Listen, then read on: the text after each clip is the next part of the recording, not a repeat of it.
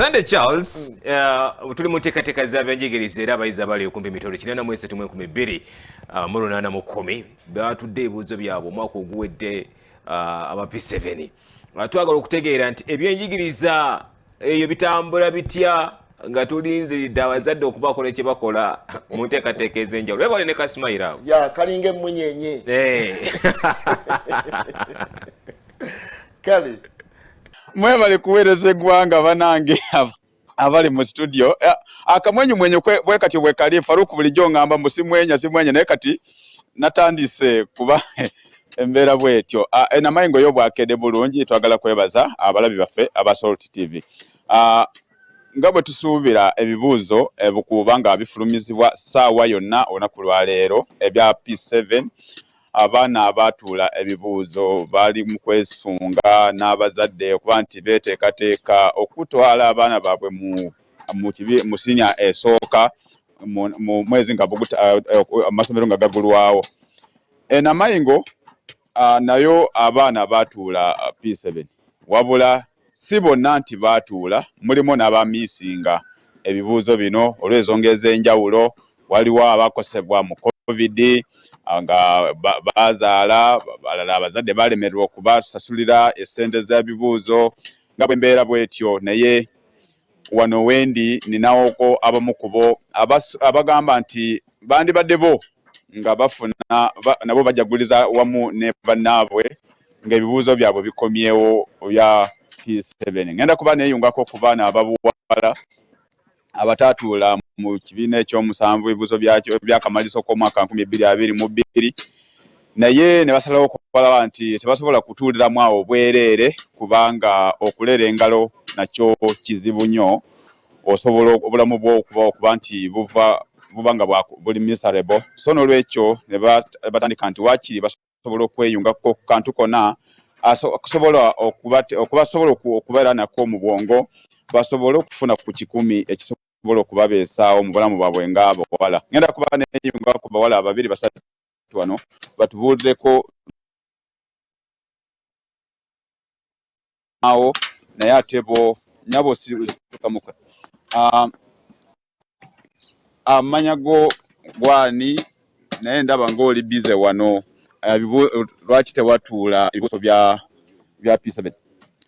Mwebale kutuwuliriza baseboni banyaba bali ku Salt TV zamina gange niza namakula alima ranga tukola waneno ku BK installers and electronics ranga tukola masanyalaze nga sawa dino tuli wano ku Namayingo district headquarters nga nifa aba installing weno soleli wano tulikola kati nze nganze tyasobola kola bibuuzo bya P7 aye tyakomaawo nabonanga nsobola okweyongerayo kuba nali mu biseera bya COVID nali ndija kola P7 ebya COVID byeidawo nabanga tisoboire kola aye tyatya butyame mu kyalo nti olw'okuba tisoboire kola nabona nafuna engeri yonna neyindi gye nsobola okweyongerayo nabanga titeme butyame mu kyalo nabanga nsobola okujja na branchinga nakola byetuli kola nga saino byetuli kola waneno kati niba bananga abaleyo mwena mbona ebibuuzo biri kwiralera ebya P7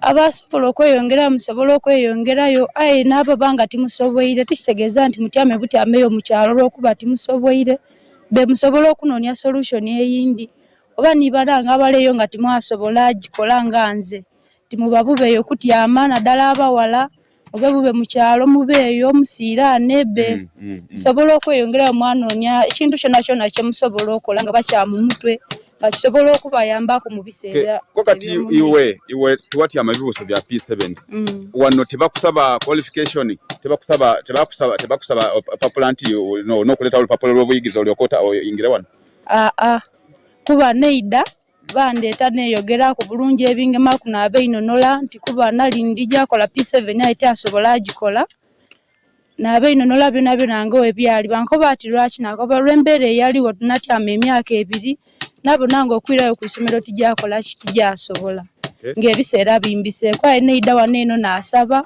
ekifo bandikiriza bulungi era kati saino tukola emirimu gitambula bulungi. Oyagamba nti yalemererwa okutuula ebibuuzo bya P7 naye teyatulira mwawo wabula yasalawo okulaba nti yeeyunga ku simanyi BK okulaba nti bamuyigirizamuko omulimu gw'obwongo asobola okwebeeza. Ngenda kuba ne mbuuzaako no kibuuzo kimu kyokka. Naawe tewatuula? Natyatuula P7 kubanga bya COVID ebyo byene kubanga twatuula bya COVID twejja wano okola. Okay. Ngenda kuba katono nnyo neeyungako ku babiri batubuuleko ndaba n'abavubuka we bali lwaki bali mu kukola bino naye ate nga ebibuuzo ebya P7 biri kufuluma olwaleero senior 4 naye ejja kufuluma wiiki ejja bwe bityo. Yes, lwaki twatuula ebibuuzo bya P7 obuzibu bwavaawa? Bassebo ne banyabo abampuliza live ku Salt Media amanya n'eddoboozi yezeegala Sabiri nga nsinzidde wano mu Namayingo district so wembadde nga nkolera emirimu gyange egya BK installers emirimu gya hand skills gya mikono then ensonga lwaki saasobola kufula ebibuuzo bya P7 eri nti ewaka embeera teyali nnungi so abakadde akasente kabulamu awo so sasula kutula ebibuuzo bya P7 mu myaka gyange egyo. So yozaako bano abali mu abagenda abibuuzo bya bikomawo olwaleero. Abaana ebibuuzo abasobola otula ebibuuzo nga bigenda kudda bayoza nti mwebala okola ebibuuzo kyemanyi buli omu ajja yita era temuba ku paniki. So ebino nga bikomyewo bambi basaba temukoma kutula butuuzo temukoma kweyo level mweyongereyo mugenda mukole emirimu gy'emikono gisobola bayamba okufuna ki okubeezawo obulamu bwammwe. Sasobola kutula P7 naye essaawa zino wano wendi ndi bulungi so nkola emirimu egy'emikono. Okay. Nja kuba neeyungako ku omu atubuulire namulabako lumu nga akuba abaana abali mu firimu.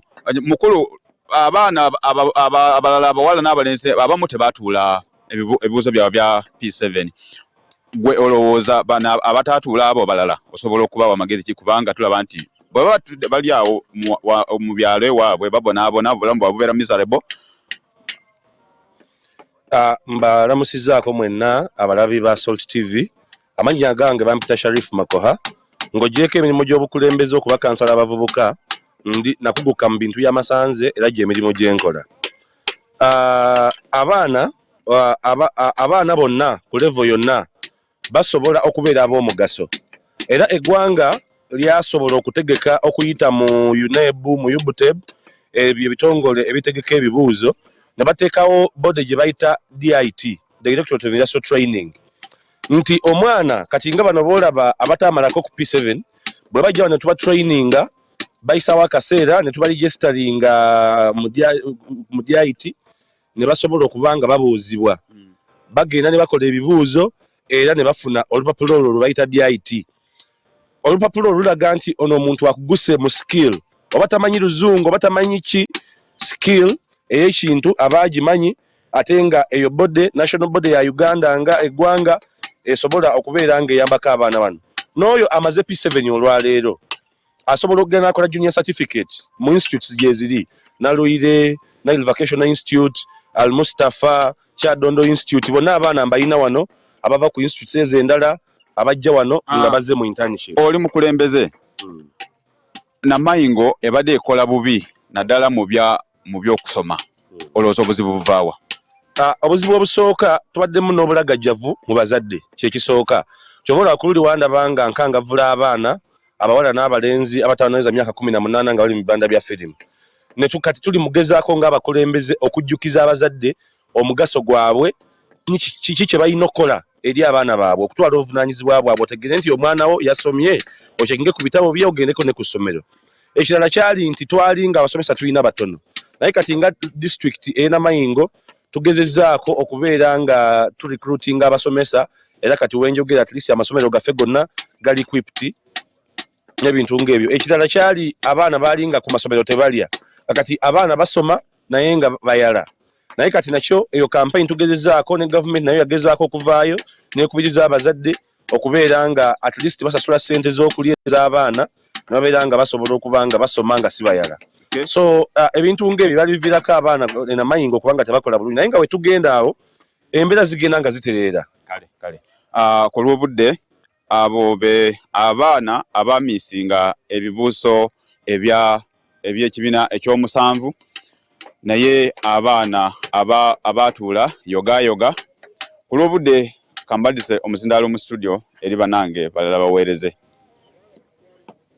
Kwantu tubulidde embeera bweri. That's the way to go. Buli mwana yandibadde wakiri nga alina skill yonna ne bwobeera oyise ne bwobeera wagenda maaso okujubilatinga beera ng'olina skill wakiri. Omali wakiri plumbing, kukanika amasannyalaze, electronics, bintu bwe bitu byonna electrical engineering, civil engineering, wakiri ng'olina nga kya mutwe tosobola kusula njala. Samba ekyalaani tojja bula muntu wakiri agamba nti njala ntungire wano kubirako wano ekiraka nkole wano booti ojja kufuna omutwalo gw'osula nagwo.